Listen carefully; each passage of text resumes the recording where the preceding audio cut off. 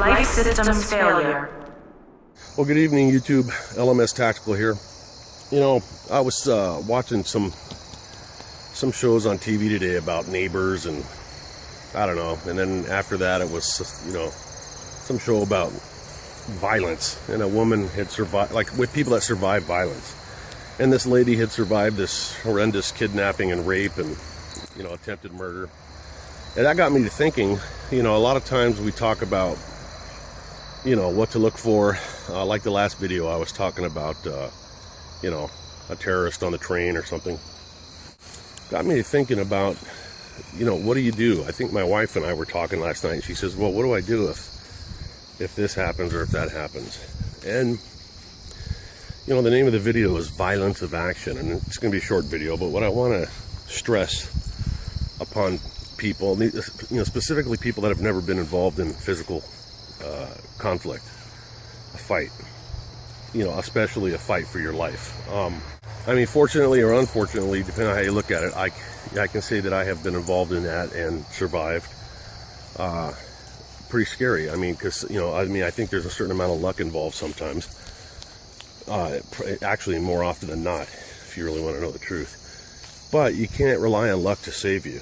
You have to rely on your actions. And when I talk about violence of action, I'm talking about, let's say you're a woman in the parking lot and some guy comes up, and this was one of the scenarios that had happened on the show. It was a real life event, reenacted. And the guy put an ice pick to her. You know, he was like a serial killer dude. But he grabs her on the neck, puts an ice pick to her throat, says, you know, get in the car, I'll do this, that, or the other thing. Look, by now you should know, ladies and men. You know, my former brother-in-law lost his life by letting a guy get in the car with him. Hey man, my truck broke down. You know, I just need to ride around the block, and he ended up killing him. He's a nice guy. It was a tragedy. You know, so by now we should all have it well understood and established that if you get in a car with a bad guy, you're probably going to end up missing or dead or both. You know, once you get in that car, you know, that's what I've told my family, my kids, my loved ones, my wife. Far better to be shot or stabbed or wounded, escaping and screaming and struggling in the parking lot, than to get in the bad guy's car. Now again, this is just my opinion, but I'm just telling you from experience that when people get in the cars with bad guys, you know, usually they're found in pretty grim condition. So let's assume that you've been accosted and the time has come for you to make your getaway.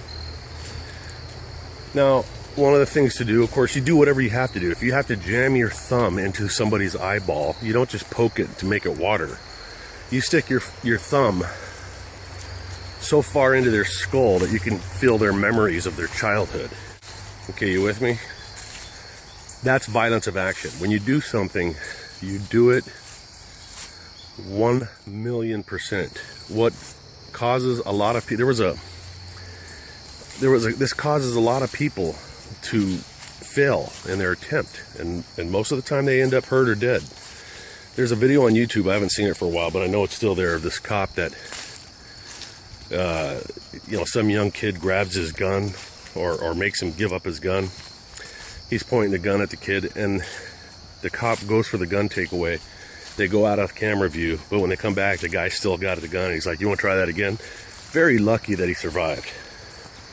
And when I watched that video over and over again years ago, I realized he was just hesitant enough, not sure of himself enough, that his actions were slow and sloppy and predictable. He gave indicators that he was going to do that. In other words, the bad guy saw it coming.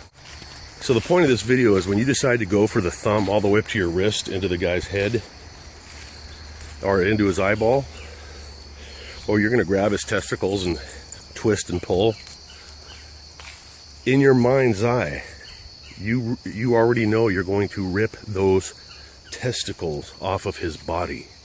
You cannot do it 50%. You can't do it 80%. You can't even do it 100%, man. You got to go 1,000%, or you're going to fail. So you don't punch somebody in the face that's trying to kill you. You pull their fucking eyeballs out, yeah?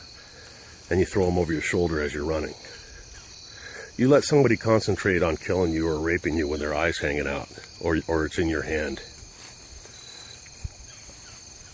Now, I'm not a rapist, but I can tell you that it'd be pretty hard to concentrate with a big old fucking hole where your eye used to be.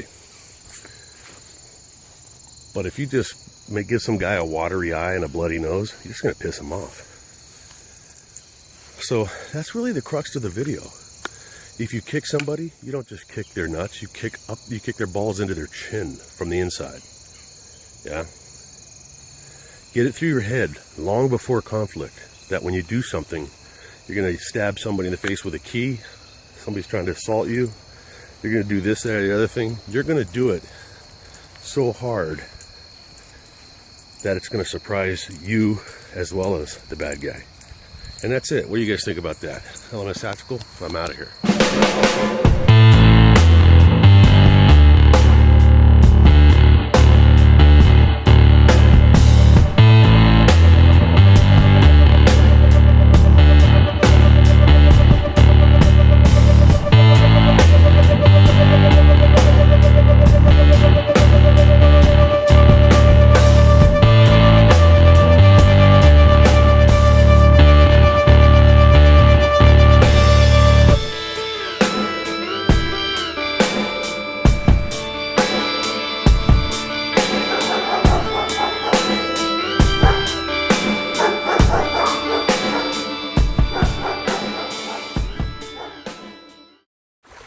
Okay, so here I am, taking a look because it's windy and I usually have a good time finding arrowheads, and look at this right here.